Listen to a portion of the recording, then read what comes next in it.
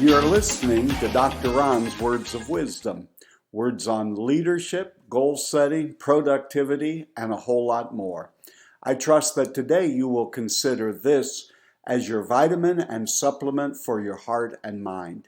And however you download podcasts and wherever you listen to them, would you please subscribe to Dr. Ron's Words of Wisdom and leave a rating and a brief review? It will be very helpful, enabling others to find this podcast.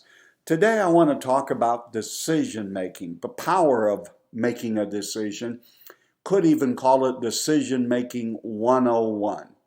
You've all heard the quotes over the years that we all are the sum of the decisions that we've made.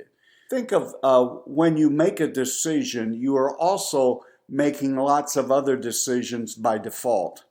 For instance, when I proposed and asked my present wife to marry me, that meant I wouldn't marry anyone else.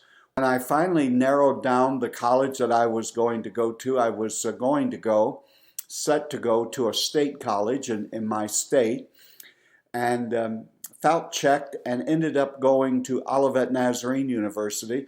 By making that decision, it limited all the other decisions because I couldn't go to the few thousand other colleges and universities. And it was there that I met my wife and received my call to ministry. It was there that I met friends for a lifetime. So there is power in making decisions. Now, whether you buy wheat bread or white bread is not necessarily, unless you're talking health-wise, a life-altering decision. But many people get stumped, you get paralyzed, you become overwhelmed, you become nervous when forced to make a decision, forced into a situation where you have to make a decision. You're continually looking for data and information, and it's frightening. And some people just resist and put off, or you let default make the decision for you, or in essence, you let others make decisions. There was a time in my life when I was asked to do some things that I felt were a bit beyond my ability, that I was quite nervous.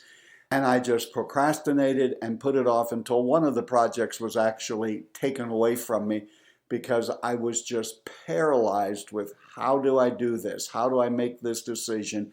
And how do I carry it out? So let's just call this episode of Dr. Ron's Words of Wisdom Decision Making 101. I want to give you 9 things that you should do when you are facing making a decision. And probably let's limit that down to that we're making a pretty important decision. One of the pieces of advice that I received some time ago that I found exceedingly helpful is to kind of get myself outside of myself where I can look at it rationally and maybe without all of the emotions that are involved in some of the decisions that I have to make. And here's the first step. Act like you're advising a friend. If your friend was facing the same situation that you're facing, how would you advise them to make a decision?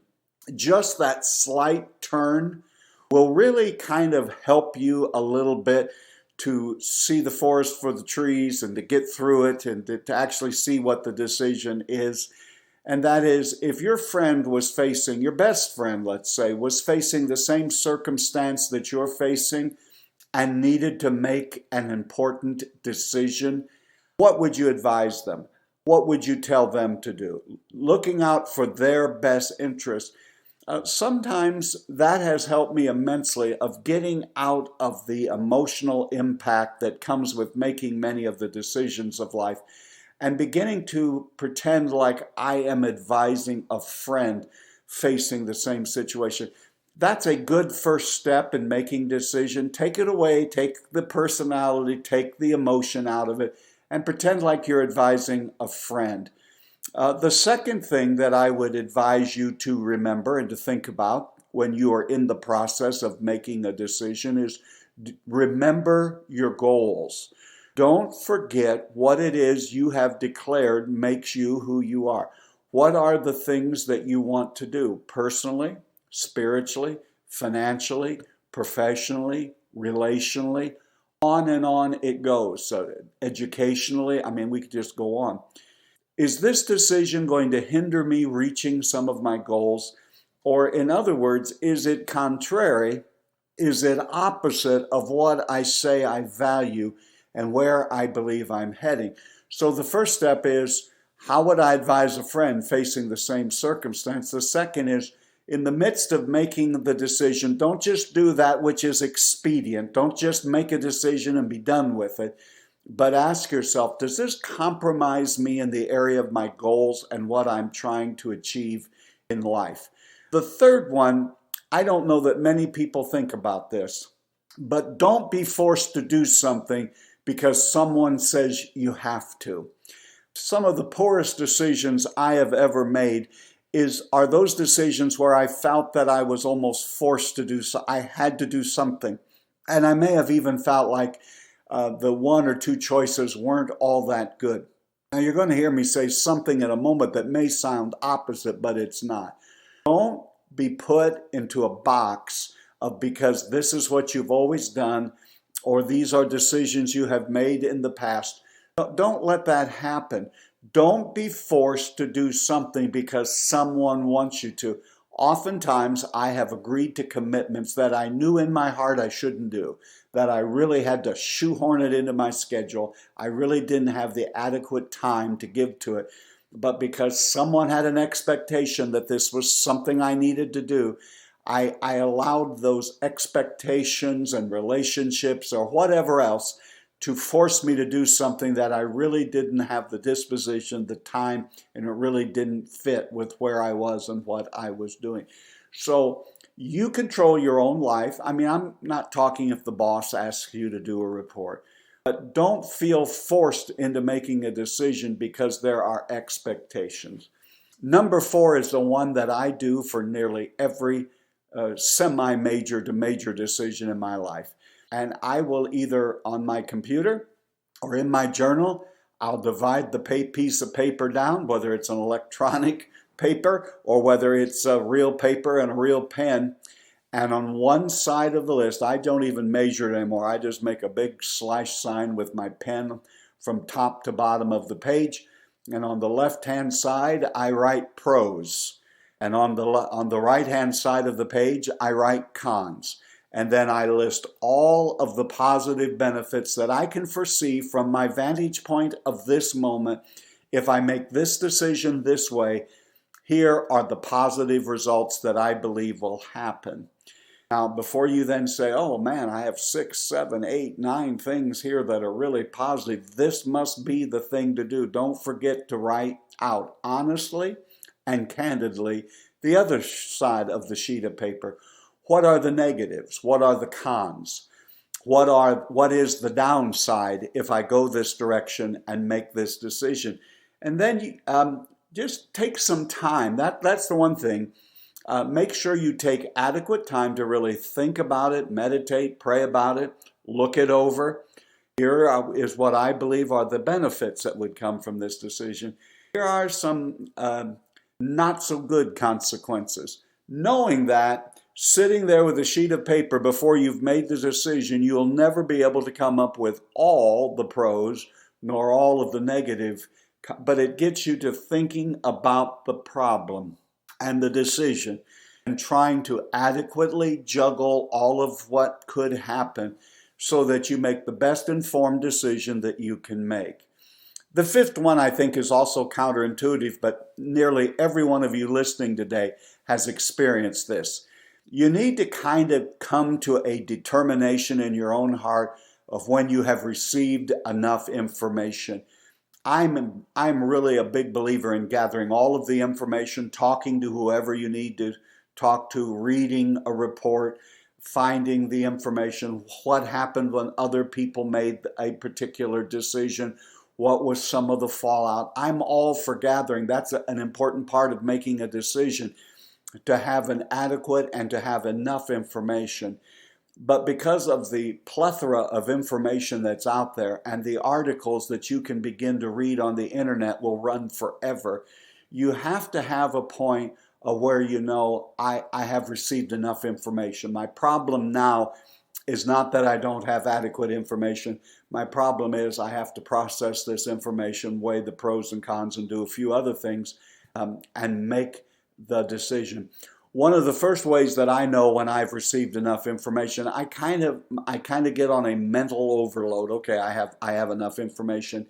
And you'll especially become cognizant of that when things that you're reading or people you're listening to are repeating some of the same things. When people are consistently repeating some of the same things, then you know that you have received enough information. If you don't put a limit on that or get to a place where you know where that is for you, and that's a hard one for someone else to tell you where that is, because if you don't, it leads into procrastination and paralysis, and to the point that you don't ever get to making a very wise decision. So know when you've received enough information. Another one that's really been helpful to me, because by this part in the process, I'm 95% sure of what my decision's going to be. I mean, I've tried to treat it like I'm advising a friend. I've tried to keep my goals in mind. I've tried not to let others, by their expectations, force me. I've looked at the pros and the cons. I have received the upside, the downside. I have now collected enough information to the point that if I go any longer, I'll be on information overload. And so let's say this is what I'm determining to do. The next one is I spend a few moments as a contrarian. By that I mean, I begin to try to talk myself out of that decision and say, rather than making that decision, you ought to go that way. Now, maybe it's just my personality. It's not very often that I talk myself out of making whatever the decision is that I have pretty well decided by that time. But once again, it allows me to think about what is the downside? What are the obstacles? Is there another way of looking at this? Is there a better decision? Once again, before I finally make the decision, I play this little exercise. Well, why don't you do the opposite? Why don't you go this direction? And it gives me one more process to think through why I am doing what I'm doing. The next thing, number 7 in the 9 steps that I take to make a decision, is give yourself the time. This goes along with one of the earlier. Don't feel like you're forced now into making a decision right now. But the other side is don't take too long. But you do need, especially if it's a major and even semi-major decision, you need to give adequate time for thought, prayer, meditation, rumination, gathering of information, thinking your way through, and coming to what you believe is the best decision. So give yourself time. Don't just force yourself to make a snap decision. But 7 and 8 are really twins, bookends, if you will, because the 8th thing that I do in making a decision is I set a deadline. Now, oftentimes, when you and I have to make a decision about something, it comes with a deadline. Your boss will say, I need this decided. I need to know what you're going to do by a week from Friday. That happens. But there are other times that there are projects and decisions you have to make that don't have a hard deadline. And what I say to you from my own personal experience is set yourself a deadline, because if not, it will evolve or devolve rather into procrastination, and you'll become consumed with fear of making a decision. So even if it's artificial, even if it's made up in your own mind and heart, set a deadline when you're going through this of by this time, next Thursday, I am going to make a decision. That sort of forces you into gathering the information, listing the pros and cons, pretend like you're advising a friend who's going through the same situation. Don't just go into something open-ended that someday I'll make a decision. Remember, I've told you on more than one occasion, someday is not on the calendar. That's why it never comes. Set yourself a deadline. And the 9th thing that I'm going to say about decision making is when you've gathered the facts, you've done the pros and cons, you've done all of that you need to do, make up your mind to do something. It's not really a decision, just gathering information, just going through, checking it out with your goals, looking at it from a contrarian's way, setting a deadline. All of those things are wonderful. They are part of a decision, but it does not become a decision until you actually act upon it, do something. The point of a decision is not just making a decision, it's to take action.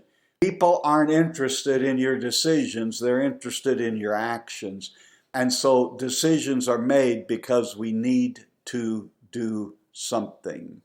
You've been listening to Dr. Ron's Words of Wisdom, words on leadership, goal setting, productivity, and a whole lot more. I hope today this has been a vitamin or a supplement for your heart and mind. And wherever you receive podcasts, would you please subscribe to Dr. Ron's Words of Wisdom and leave a rating and a brief written review would be so helpful, and spread the word with all of your friends and neighbors. This is Dr. Ron saying to you today, be a decision maker. Gather the information, advise your friend, remember your goals, look at it from all angles, set a deadline, but most importantly, do something. Until next time, this is Dr. Ron saying, leader, you're doing better than you think you are. Have a great and blessed day.